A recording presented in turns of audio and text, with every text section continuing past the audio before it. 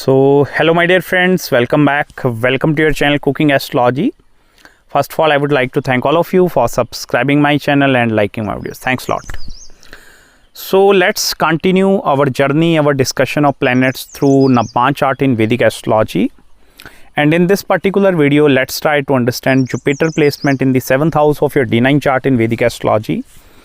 And what are going to be the karmic positive and negative results that are particularly associated with this Jupiter placement. Let's try to understand in this video.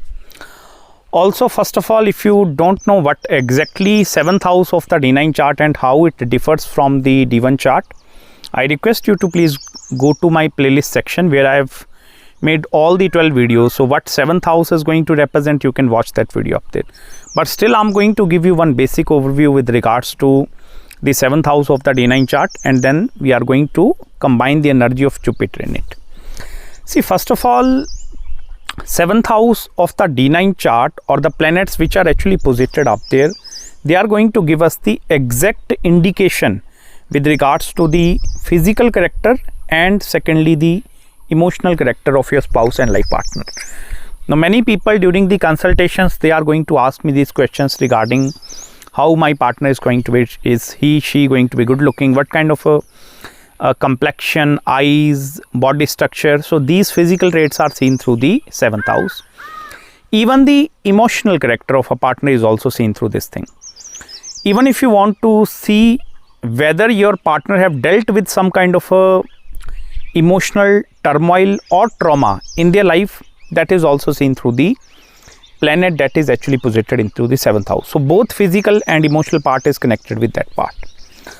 Also, 7th house is going to play a very important role when it comes to the sustenance of a marriage. Now, when I say sustenance, it means how long one marriage bond is going to sustain. Whether it's going to sustain for 1 year, 2 years, 20 years, 30 years or more than that. So, a sustenance of the marriage is totally depending over this part.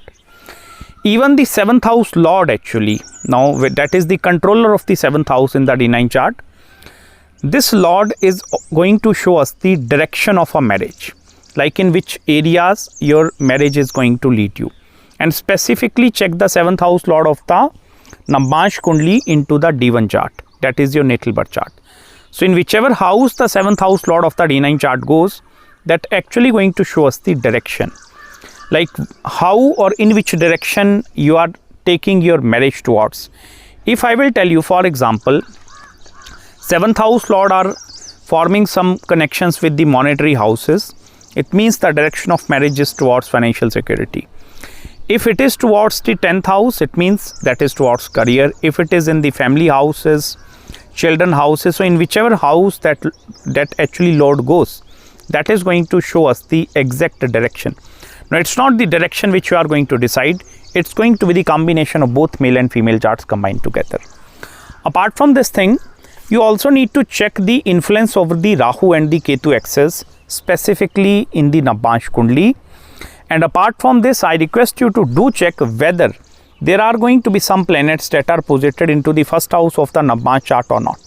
Because I will tell you, the planet which is in the 1st house of the Navamsha Kundli is also going to give us the direction. But if you just use the concept of Bhavat Bhavam in Vedic Astrology, then if you treat the 7th house, this is actually going to become the 1st house of your spouse and life partner. So if you are just going to use it as the 7th house, this is actually the 1st house.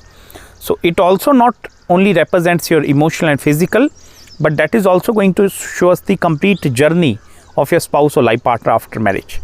Like after getting married, the kind of changes that is going to be happening into her or his life, that is actually seen through that part.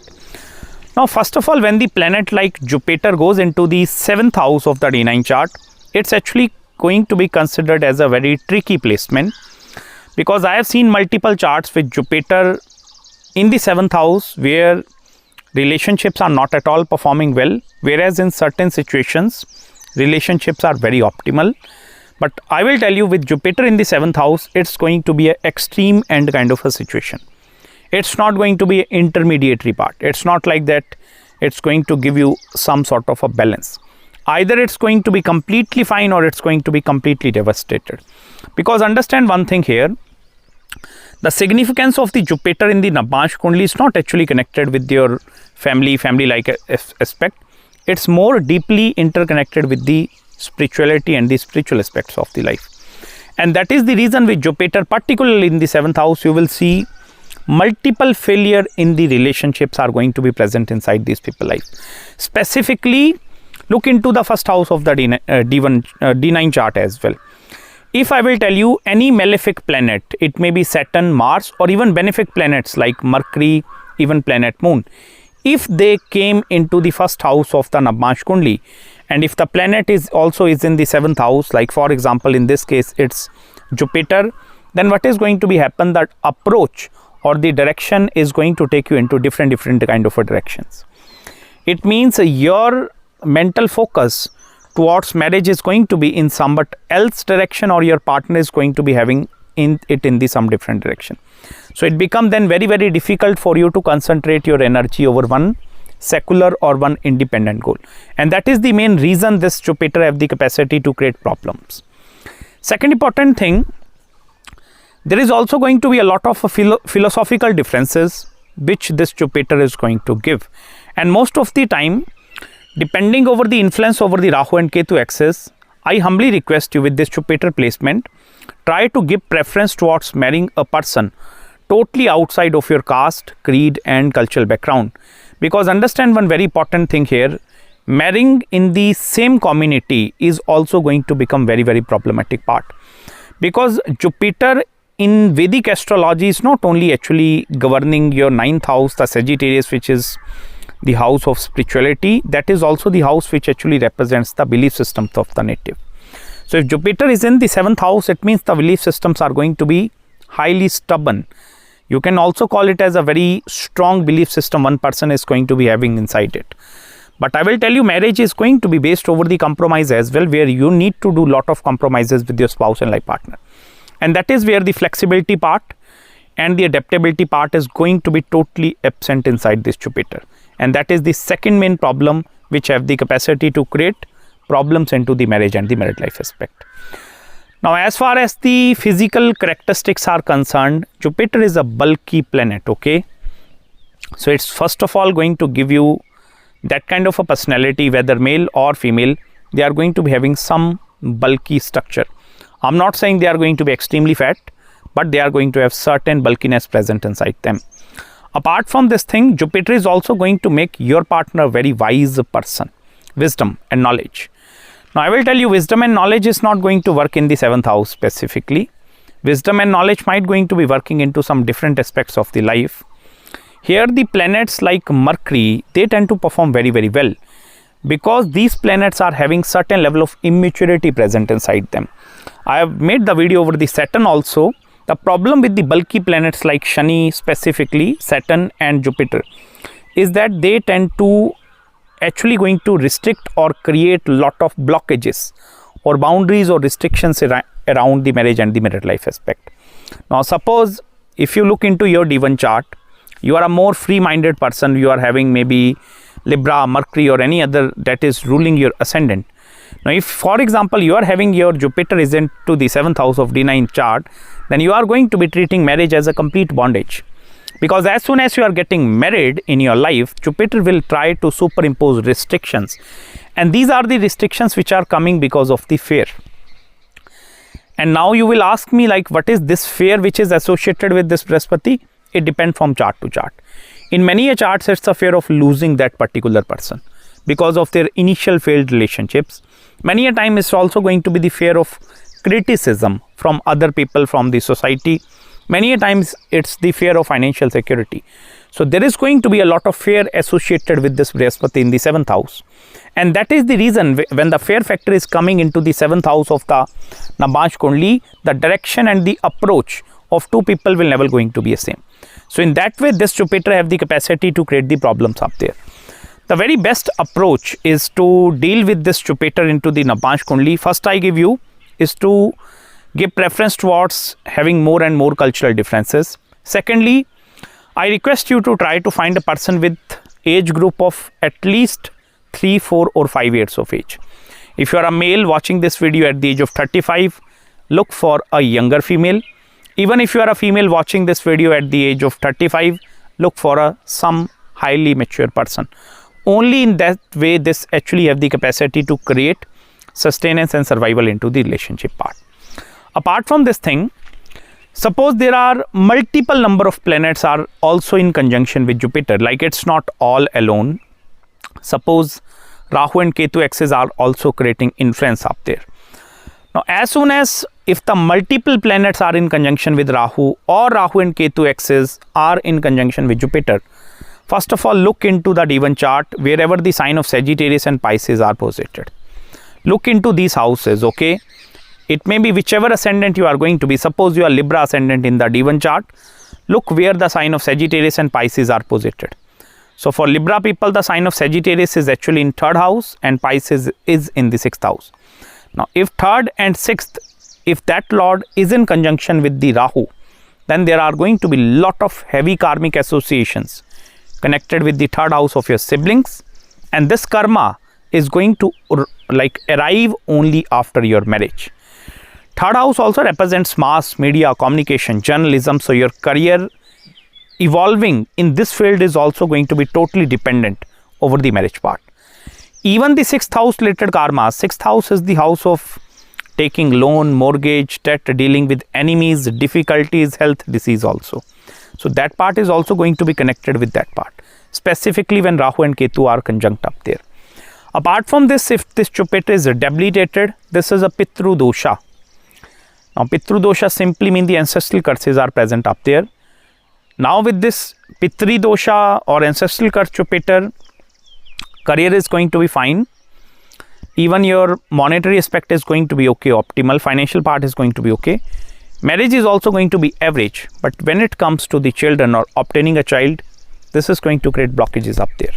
I have seen many charts with debilitated Jupiter into the 7th house of the D9 chart. Initially, they tend to get married very happily. 2, 3, 5 years as they progress in the marriage, it becomes very difficult from them to actually go for the children part. Because Brihaspati and Shani, these two are that kind of a planets in Jyotish Shastra which also governs over the karma. If these planets are actually getting debilitated into the Navamsha Kundli, or even for example Jupiter goes into the Scorpio Navamsha, or if it is going in the sign of Aquarius, then this is a pure representation of certain Drid karma. Now in order for you to get rid of the blockages, or if that some severe curses are present up there, it's very important for you to visit your Kul Devi and Kul Devta temple. If you don't know what is Kul Devi or Devta, you can contact me. Okay, because understanding one very important thing, Kul mean the lineage will going to grow further. Debilitated Jupiter is going to put a blockage up there. Now it's not only coming from the your own chart. You remember initially in the starting of this video, I told you the physical and emotional character is also seen through that part. Now if Jupiter is in a bad dignity, it also shows the traumatic experiences which your partner have gone through. And it's not necessary it's only coming from love life, it may be coming from their own family. And that is the reason, in order for us to sometime check whether the karmic associations between two people, many people ask the questions regarding whether this person have the capacity to manifest in the form of a prospect, a future spouse or life partner or not. Is there a way we can check the indication? Yes, we can check. First is the concept of 7th house, and second you need to check your Tithi actually. Tithi mean the waxing and waning half of the moon, that is the on which date of the lunar month you were actually born. If the Tithi Lord is forming certain combinations with the 9th house of both male and female chart, then this is going to create that combination. But I will tell you, Jupiter in the 7th house is going to be a problematic part, specifically from, don't think like that it's a benefic planet, so it's going to give me all-time positive results. That is not going to be happening up there. Even in the D1 chart also, Jupiter in the 7th house is going to do Karka Bhavo Nasho. This have the capacity to destroy the significance which is connected with that part. So Jupiter is not considered good in that house. But from the spiritual growth, this is an excellent Jupiter. Even if you want to experience the Kundalini awakening and these kind of things in your life, you can experience that part very easily. So that is the only one positive angle which is associated with this Jupiter. Working in healing industry, healing sector is also going to be prominently seen with that part. But I will tell you, with this Jupiter in the 7th house, marriage is going to become a heavy loaded karma. The only way to solve the complexities of the marriage is to give preference towards, I told you, outside of the cultural background, because cultural differences have the capacity to resolve the karma. And secondly, never try to superimpose your belief systems over the partner's life, because Jupiter is not going to take the belief systems. Okay, so this is the analysis regarding Jupiter placement in the 7th house. I hope you have gained some deep insights in this video with me. If you are having any queries, any consultations, feel free to contact me at my email ID. Any marriage, career, business, spiritual consultation, do let me know, and I will try my best to get back to you as soon as possible. Till then, feel free to subscribe my channel below. Make sure to hit the like button if you really enjoyed this video, and also follow me on Instagram. I'm going to meet you very soon in the next video. Till then, bye bye and Hare Krishna.